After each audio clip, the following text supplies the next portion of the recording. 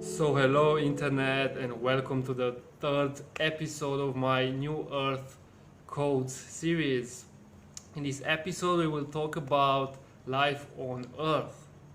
So, if you watch already my series, you see that in the first episode I speak about the galactic year and what are these times right now on the planet, what do we experience on a consciousness level, like what is this consciousness expansion that we all recognize that we are going through. And in the second episode I speak about the dimensions of consciousness in existence. So if you're new to this, you might check those two also out. They are here somewhere, and then you can come to this episode, or just watch this episode and then come back to those other ones. Doesn't really matter how you pick. It will all make, I'm sure, more sense for you either way. So, basically, life on Earth, life on the new Earth, right? This is the third episode, and this is what I want to talk about with you in this episode. Because obviously, right now, we are going through a massive change where we completely change the way our society works, the way our systems function, the way we live our lives, the way we perceive life, the way we communicate and interact with the universal laws of existence, and so on, right? So basically what happens, we are right now going from a third and fourth density consciousness and dimension, if you want, to a fifth dimension, or fifth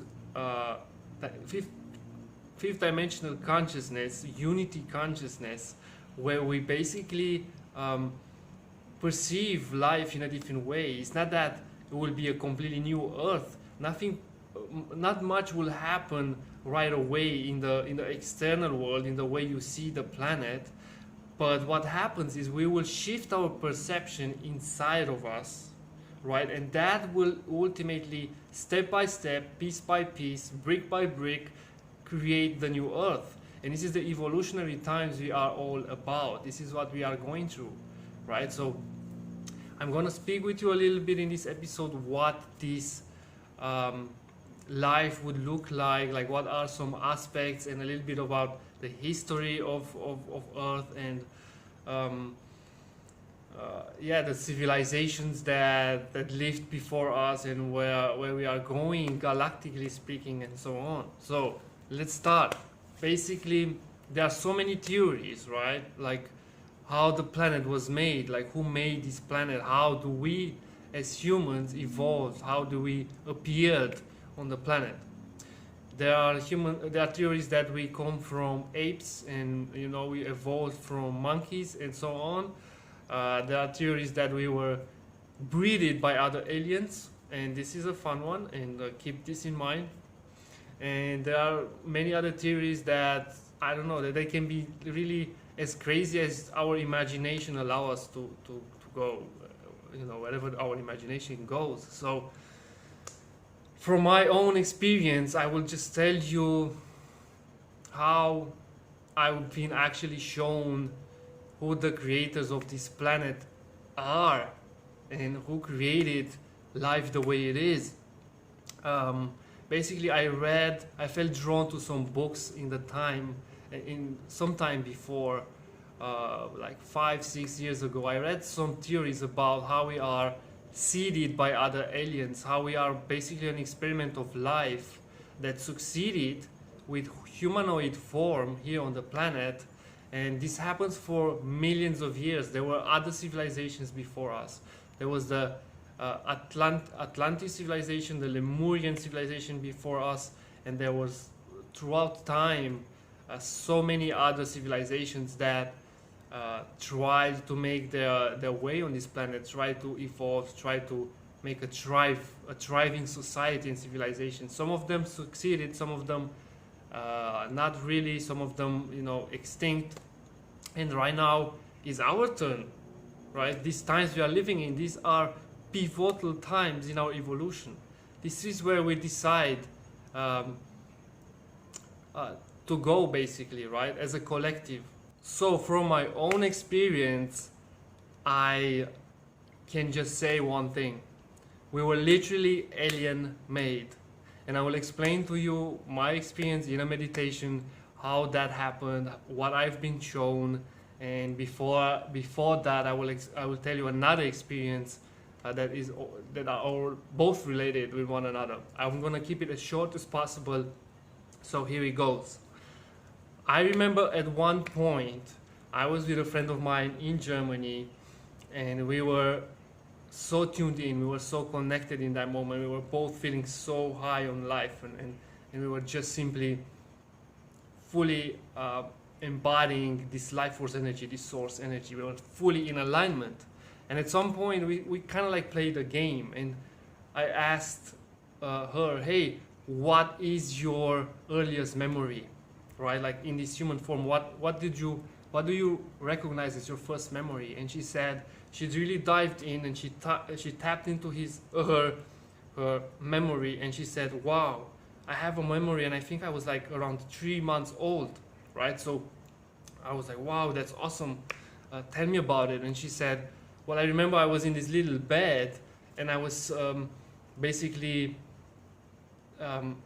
asking attention from my mother, which was not there, so I was crying, right? So this is the memory that she felt for the first time in her life. This is what was imprinted in her consciousness as a first memory. And I was like, wow, that's impressive. Like, many people cannot remember from 3 years old. You remember from 3 months. And then she was like, yes, but I also remember that I had different lifetimes before that. And I don't know what these lifetimes are, but I just feel that there's so much there. And I said, wow, that's nice, that's awesome. I also had some experiences with my life, my past lives and so on. And then she asked me back, like, okay, what is your memory? What is your furthest memory? And I dived in, right? Like, I dived in into my consciousness. I closed my eyes and I tried to dive into my memory. And nothing came up, nothing from this existence, from this human perception of what I am, which is Alex today, eh?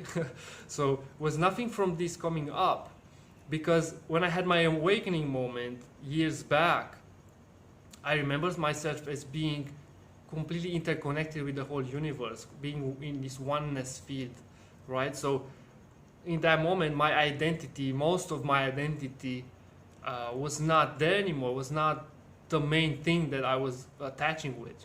I'm attached that I'm the whole universe, not the just Alex, not just this person.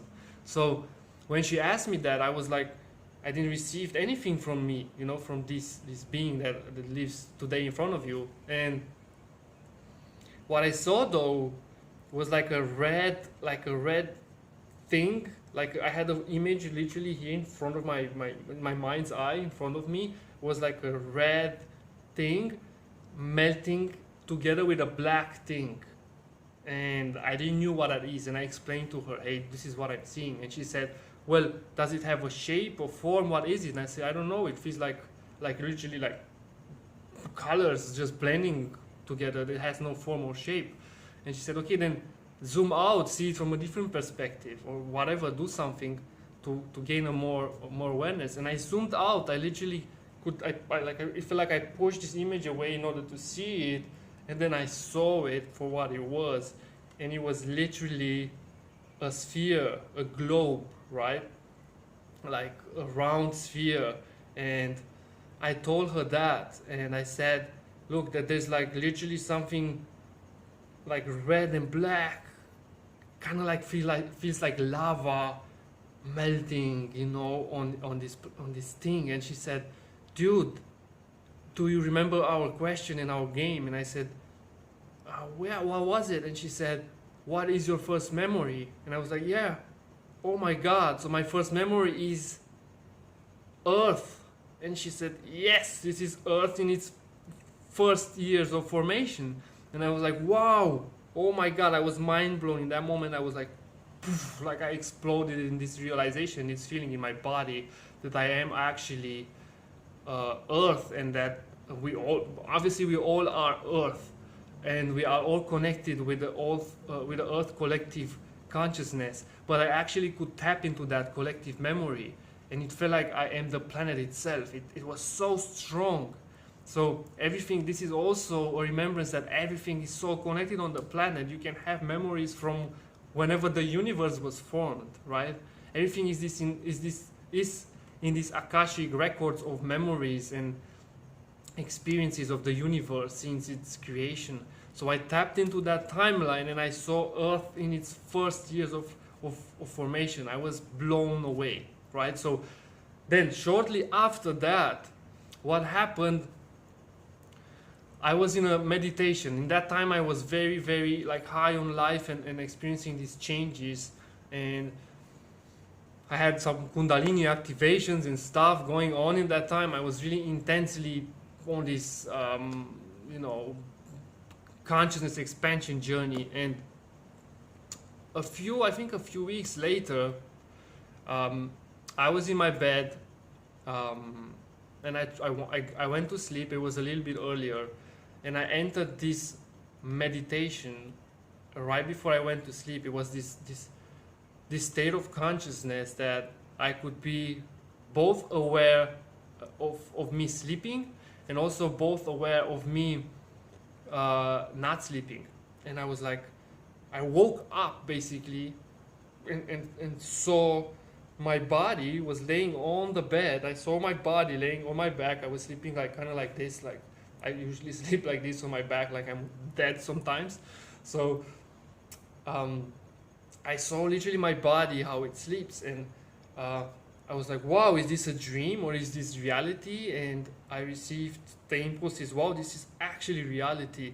And it felt like my consciousness was a little bit out of my body, like I was looking at myself, and I could also look back and see my face, right? So it was an interesting experience. And then I was like testing to see if it's true, if it's real, and I gave impulse to my right hand to go and touch my leg, my right leg, right? So I did that, and when I did, my body, my mind started to awake. Like I started to wake up almost, and I was like, wow, I could feel that sensation. I was conscious of both of this mind consciousness, mental realm, and also the spirit realm. So when I did this touch and I felt like my body wakes up, boom, immediately I went away into the consciousness state.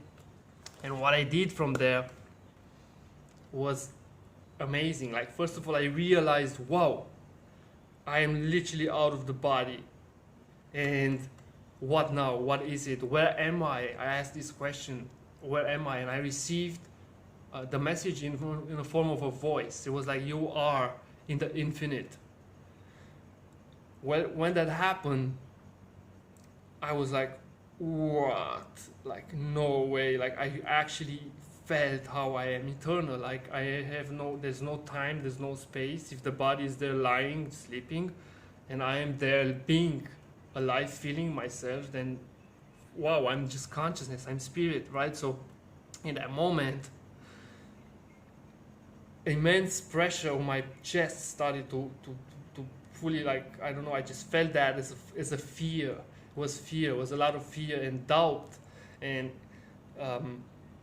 it felt like my spirit wanted to completely go out of the body, and that fear pushed the spirit back. And in that moment, my consciousness realized, I was like, hey, if now I'm out of the body and I'm out of my mind and I have this fear on my chest, who is thinking that this is fear? Because fear is just a construct of my mind, right? So only my mind can interpret fear. The mind which is attached with the body, right? The mental realm can interpret fear in order to function in this life, in order to it's normal to have fear in order to protect us, protect our body.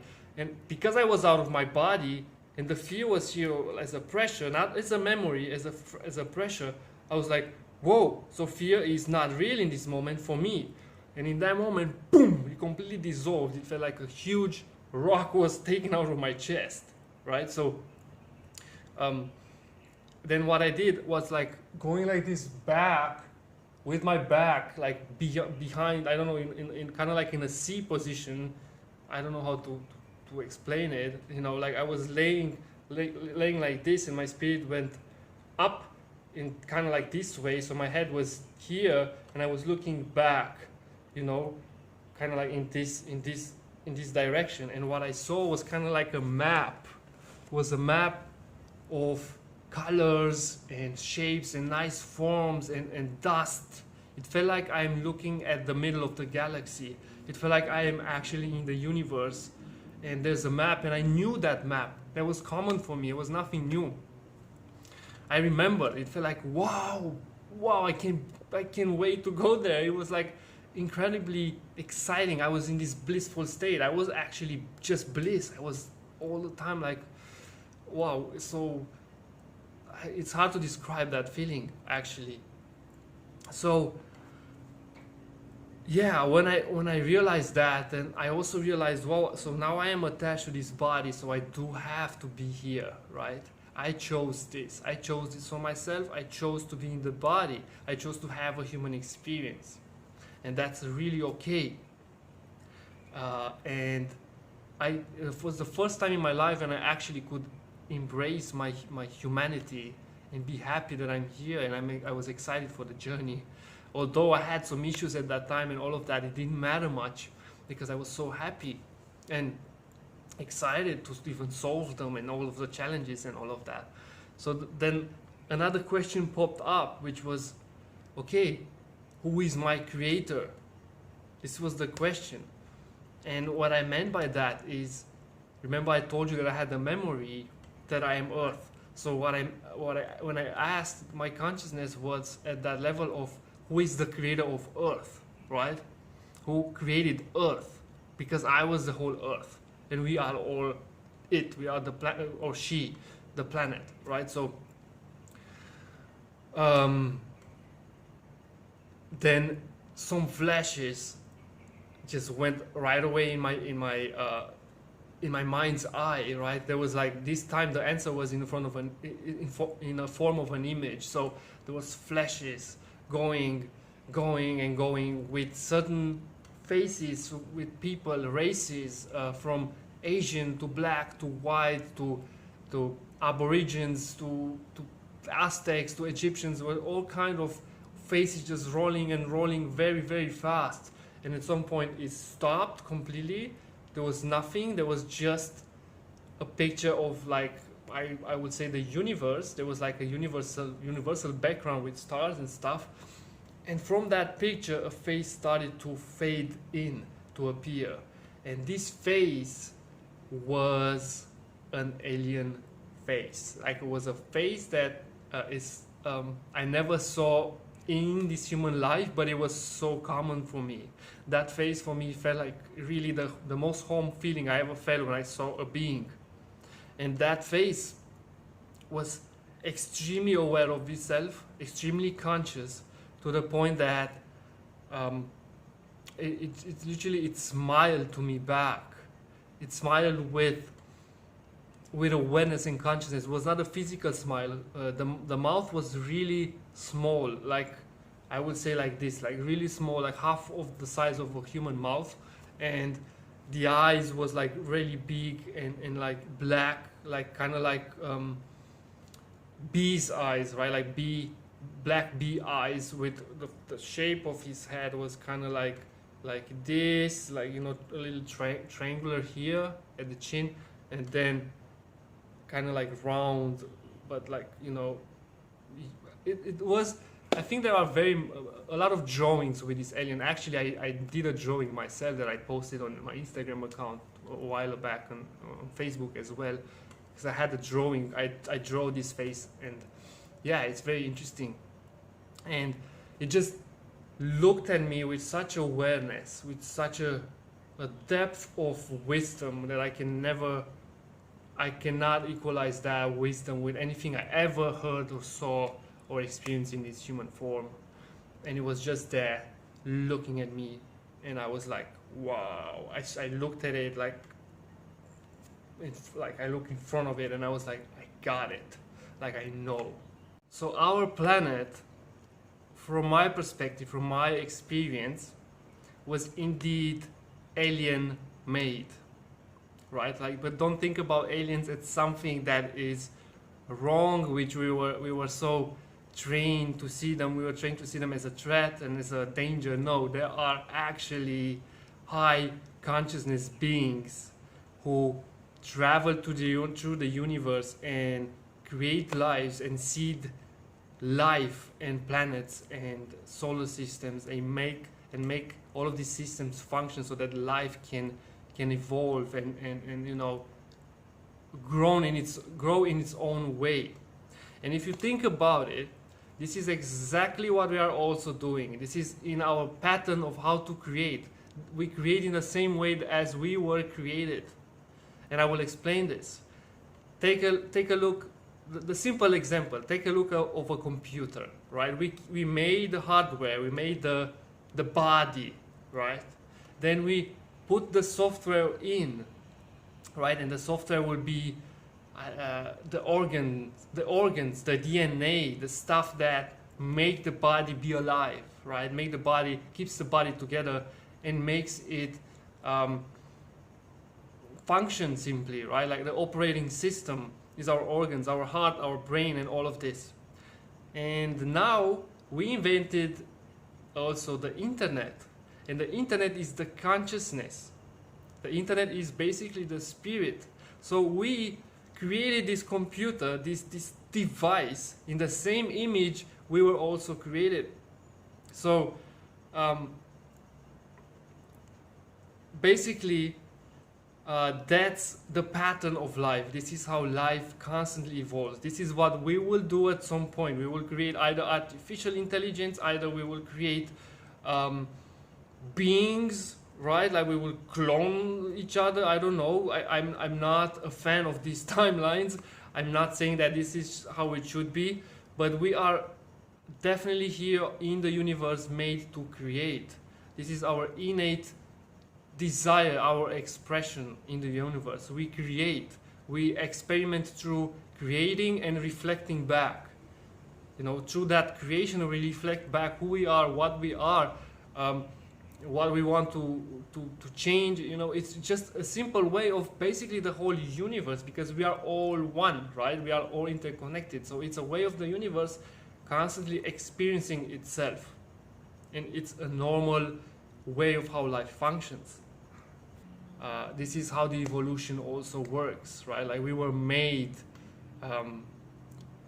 and we will make others, and we will make others, and those others will make others, and so on. This is the pattern of spreading life into the universe. And we will probably, not us, but maybe other civilizations, or who knows, will move to a different planet, will move to a different constellation, and we will become galactic beings. And the purpose of it was to spread life, to expand the universe, to have more experiments and exploration, and explore ourselves, and grow this movement of what we call life and expansion and evolution, right?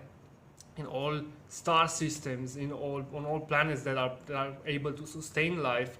And if they are not able, then we can also add to that. We can make those planets be able. There's no wrong in doing this. There's no, you know, it's just free will. And if the intention is genuinely out of pure love, out of pure curiosity, and this is how it felt for me. It was not a dark feeling at all. It was nothing negative. It was just, wow, it felt like, oh my God, like life is made in this way.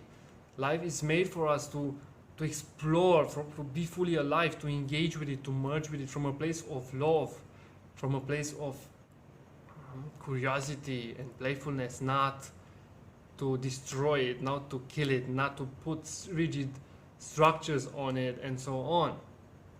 And yeah, I hope you like this experience that I just told you, and it brought something in you.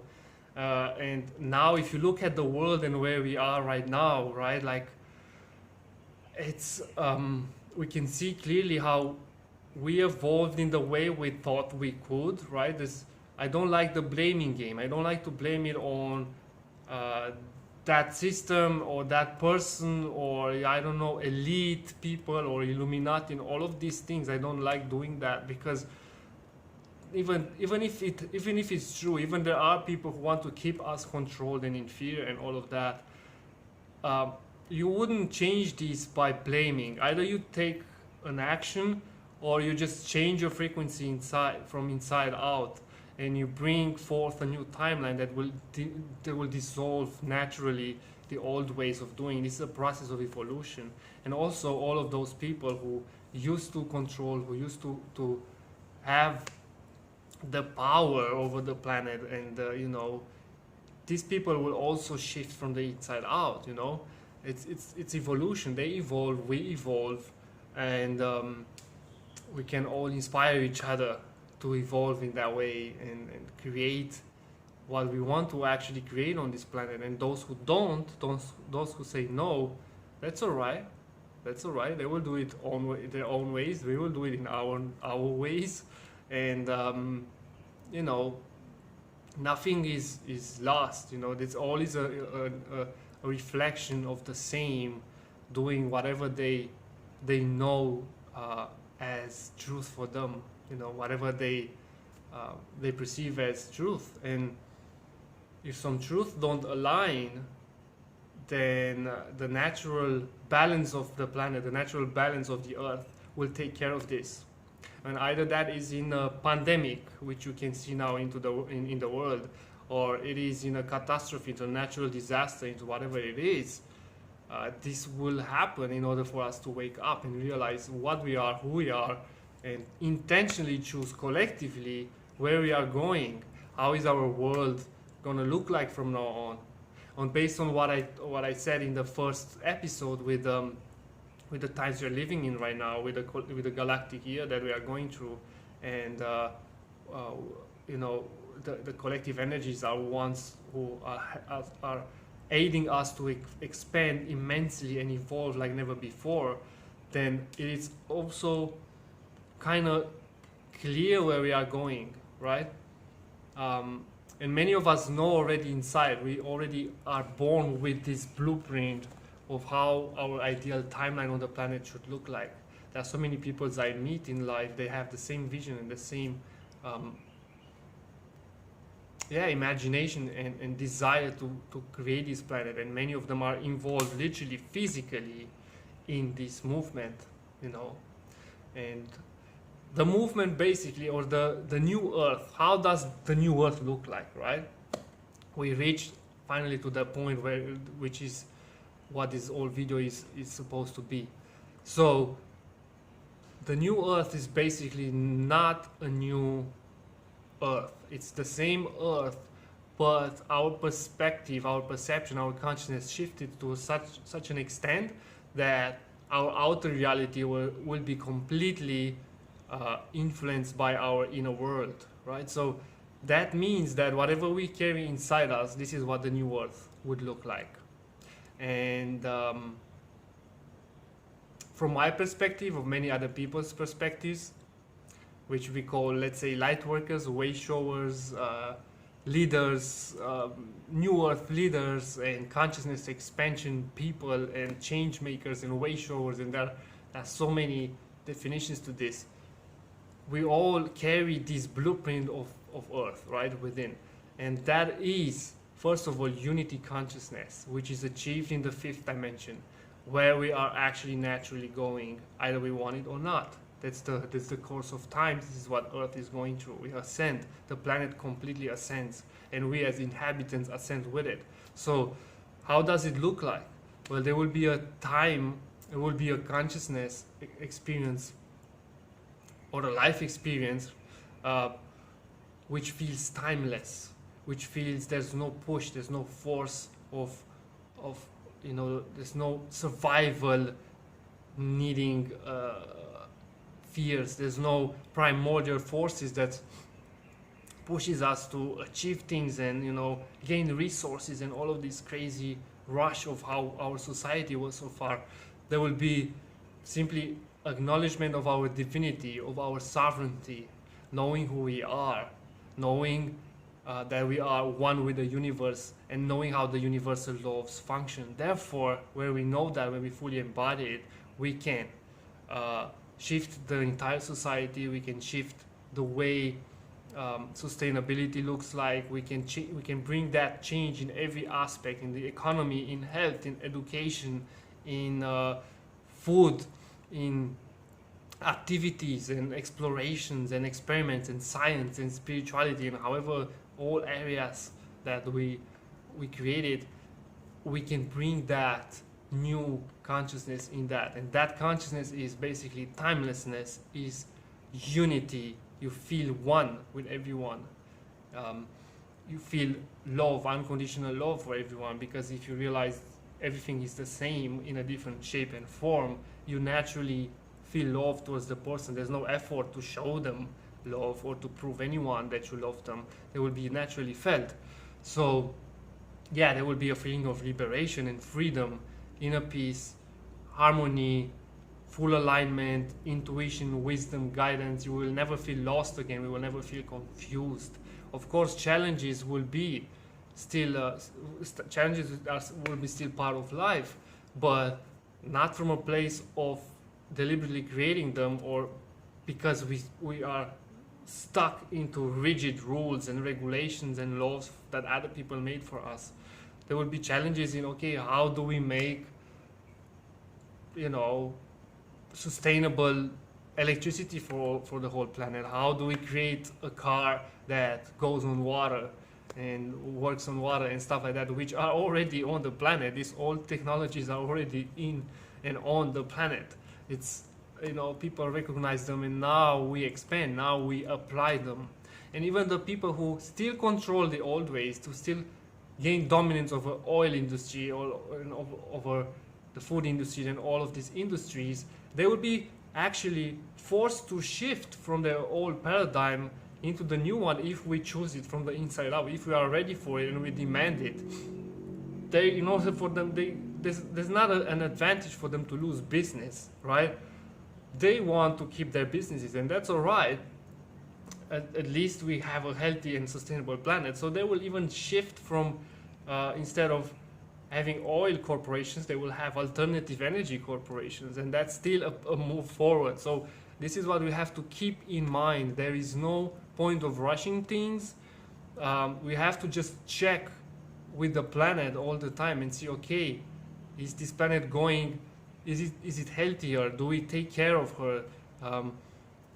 To basically not cut so much wood anymore. We have to stop these destructive processes and go back into alternative ways and sustainable ways. It's a process of transitioning more than a process of destruction and cutting off things and stuff. You know what I mean? So that's what we have to all understand, that there will be a little bit of time in order for this to happen, but this is what we are going towards. It's happening.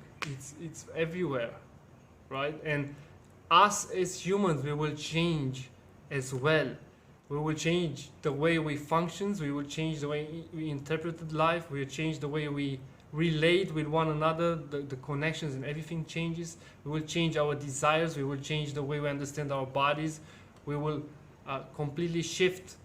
We will be feeling whole within us. We will not feel that we need a certain person to fulfill us. Yes, we can share love, we can be with person, we can still even marry people, make children, all of that, but with a different awareness, with an awareness of wholeness and peacefulness inside of us. And is this not what we actually want and all the time wanted? That's it. Why do we want it? Because we saw things we learn through contrast, and that's also a very important part, is to embrace the contrast, to embrace our darkness, to embrace our shadows and things that simply are unconscious about us, right? Either is individually or collectively. First of all, we have to acknowledge, okay, we did it in the best way we could at that time. Now it's time to change. Now it's time to redo it. Now it's time to do it differently. And you cannot do that by pushing it away, because that creates more split consciousness in you and separation, because everything that we are, everything that we created is the same. It's part of the same source. It's at the core one. So even when you see a person who is in a low vibration or depressive or whatever, you have two choices. Either you uplift that person, but not by lowering your own vibration, but you just stand there from them and say, hey, I see you, it's okay, come where I am, like let me show you the way. Or you just give them a hug if you can, if they don't want to, if they reject you and have resistance, or you just simply ignore them. But pointing out the finger and judging and saying that's not how it should be like, and I don't want to be that way, and I don't understand why this person does that. You cannot understand because you didn't you didn't walk in their shoes, you didn't walked on their journeys, right? We didn't do that. So it's important to embrace all realities and all dimensions and understand that we are really one. And this is what happens, this is what brings the new earth forth on the planet. This is what creates this consciousness expansion. And this is how we also shift rapidly, because people see that within us. They see it in the ways we function, in the ways we express, in the way we are, in the way we exist. We are embodied. We are embodying our multidimensional self. And when that happens, bam, that's it, right? So, yeah, that's the life on the new earth. This is how it goes. What we will also understand will be how the solar system and all of its planets, how the moon affects us and influence us, and we will be also able to control our vibration based on that.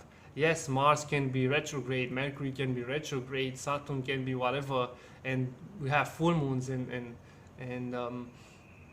new moons and all of that, and these are cycles, right? And these create emotions in us, and it's all good. We can navigate ourselves in life knowing this. It's not like we are not aware of it anymore and we don't know what happens. We are confused. We acknowledge it, and when the moment you acknowledge something, okay, now it's full moon, so I might feel a little bit more pressure and pressurized. Okay, cool. What should I do? I can control my vibration. I can eliminate what doesn't serve me. I can, it's a process of release. So we will be working with the planetary and universal and cosmic laws all the time. And that's actually the laws we have to work with, not the man-made laws of don't do that, this is how you should be, this is how much money you should make, this is the minimum wage, this is the medicine you have to take from the pharmacy. This is not how it should be. This is bullshit, right? Let's call it how it is. And yeah, when we tap into our sovereignty, we will remember our power, we will remember who we are and work with the universal laws. And at a certain time, we will also meet our galactic families. We will exchange technology. We already do. There's already so much stuff happening, and channelings. People channel and have downloads from these beings, from these higher consciousness beings. And they give us tools and technologies and techniques to heal ourselves, to empower ourselves, to raise our vibration, to do the shadow work, whatever is needed. So at some point we will manage to probably create worlds ourselves, and we already do it, but in a smaller way. We create a computer, we can create a house, an entire society, an entire collective, and then we can move on other planets. Who knows, right? Like receive so the best recipes on how to travel through time and space, not by the way we think we should, through the gravitational forces and all of this light, speed of light and all of that. No, but by bending time and space and all of this. There's a lot to this, but let's not dive much there. Let's keep ourselves grounded and understand the times we are living in, understand our inner processes, understand what we are going to, choosing deliberately what we want for ourselves. We are the creators of our reality, and that's on the new earth. That's the law. The main law is we are the creators of our reality. So let's make our planet sustainable. Let's live in unity, consciousness, and love each other. And let's explore whatever we feel to explore in this lifetime and beyond. So yes, That's what I feel to say in this episode. I hope you like it. I hope you make it helps you and it makes sense for you. And if you do, then share it with your friends. Subscribe to my channel, like it, comment if you feel like sharing something. And also, I have a gift for you. I can help you connect instantly with source. There's a guided meditation in the description of this video that you can access for free on my website, and go through this process and feel yourself. And yeah, more magic to come. And yeah, also I'm doing one-on-one work, so if you feel called to go through your ascension process, whatever that is, rewiring your mind, your subconscious, or integrating your split consciousness, if you have like shadow aspects within your inner child, feminine, masculine integration. Basically, it's called multidimensional integration. So we can do that. We can calibrate you for the fifth dimension, even further, for the frequencies of the new earth and so on. So if this resonates with you on that level, I'm here to guide you through that. Anyways, if not, then watch my videos. They will help you a lot. Also, this is the point of it. Like, yeah, and stay tuned for the next episode, which will be next week on Thursday as well. And I think I will dive into the multidimensional human of the new earth and how the human will look like, and what are the tools that we need in order to integrate this multidimensional human, and how to navigate these times and all of this. So see you in the next episode. Infinite love for you. Take care. Peace.